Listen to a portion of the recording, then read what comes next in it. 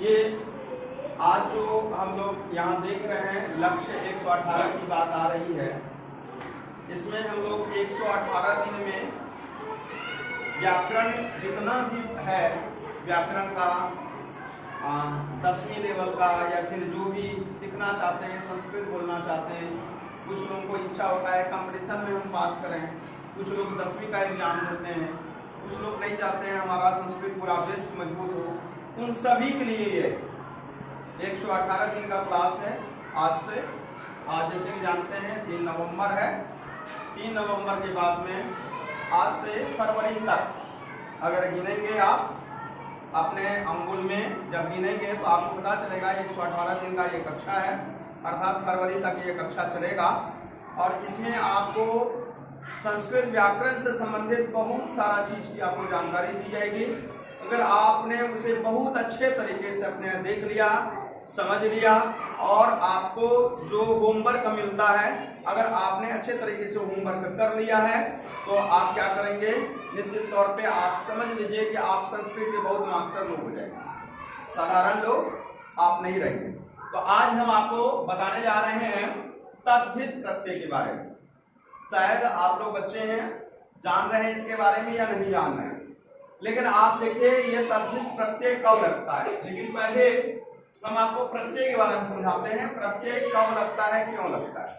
कोई भी शब्द है, शब्द का जब अंतिम कोई भी चीज अंतिम में कोई भी शब्द है, उसका अंतिम जो होता है उसमें जो लगता है, जो भी शब्द लगता है या प्रत्यय लगता है, उसको हम प्रत्यय के रूप में हम जानते हैं। उपसर्ग और प्रत्यय बार बार आप समझते होंगे। शब्द के पहले जो लगने वाला है उसको उपसर्ग कहते हैं और शब्द के बाद जो लगेगा वो क्या करेंगे, प्रत्यय करेंगे। तो ये आप मान के चलिए प्रत्यय जब भी लगेगा वो शब्द के बाद ही लगेगा। तो अब देखिए तद्धित प्रत्यय के अंतर्गत में क्या क्या चीज है। सबसे पहले है संज्ञा। कैसे सब शब्द में आपको लगेगा, यह संज्ञा का शब्द हो सकता है, सर्वनाम का शब्द हो सकता है, विशेषण का शब्द हो सकता है और अव्यय के शब्द हो सकता है। अब ये चारों के बारे में मैं आपको बता देता हूं। संज्ञा किसी व्यक्ति या वस्तु से संबंधित है, उसको हम संज्ञा के रूप में जानते हैं। हो सकता है किसी का नाम हो सकता है, हो सकता है किसी वस्तु का नाम हो सकता है, उसके बाद आपको कोई प्रत्यय लग सकता है।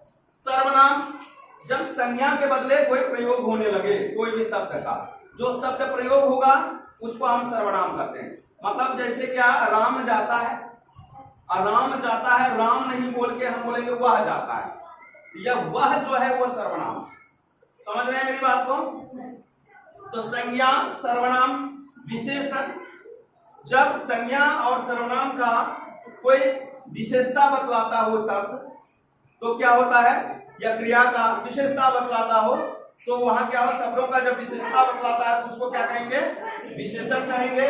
और अव्यय, अव्यय, व्यय मतलब खर्चा और मतलब नहीं, तो क्या होता है, ऐसा शब्द जिसका खर्चा ना हो, ऐसा संभव नहीं है। खर्चा क्या होगा, तो व्यय मतलब होता है खर्चा और मतलब नहीं, ऐसा शब्द जिसका खर्चा नहीं हो। इसका मतलब ये हुआ, खर्चा से संबंधित मतलब ये होता है कि ऐसा शब्द जो परिवर्तन होता ही नहीं है, जो है जैसा है वैसे ही रहे। जैसे प्रकार, मान के चलिए कार अलग है, प्र उपसर्ग है, तो प्र जैसे है वो वैसे ही रहेगा, कहीं भी लगा दीजिए। कार में लगा, कार के पहले प्र लगा दिए तो क्या होगा, प्रकार हो गया। और इसी में काश के पहले लगा दिए प्र तो क्या होगा, प्रकाश हो गया। प्र कोई चेंजिंग हुआ नहीं हुआ। मंदम मंदम चलती, मंदम मतलब होता है धीरे धीरे, ये धीरे धीरे शब्द जहां लगा दिए, अब बकरी धीरे धीरे चल रहा है तो धीरे धीरे ही कर गया, मंदम मंदम। समझ रहे बात। राम चल रहा है, मंदम मंदम चलती, रामा मंदम मंदम चलती, या राम धीरे धीरे चलता है। तो ये सब चेंज होने वाला नहीं है, मतलब परिवर्तन होने वाला नहीं है, कोई भी चेंजिंग इसमें बिल्कुल नहीं होगा कोई भी परिस्थिति पे। तो ऐसे शब्दों को हम क्या करते हैं, अव्यय कहते हैं, जिसका खर्चा नहीं मिलता। तो इस 4 चीज के बारे में, संज्ञा, सर्वनाम, विशेषण तथा अव्यय, शब्दों में जिन प्रत्ययों के योग करने से जो शब्द विशिष्ट अर्थ के बोधक होते हैं, मतलब कोई जैसे संज्ञा है, सर्वनाम है, विशेषण है, अव्यय वाला कोई शब्द आपके पास में आएगा, इसमें जब प्रत्यय लगा देंगे हम, अब प्रत्यय लगाने के बाद उसका अर्थ बिल्कुल विशेष अर्थ में परिवर्तन हो जाएगा। समझ गए? तो विशिष्ट अर्थ के बोधक होते हैं उन्हें तद्धित प्रत्यय कहते हैं।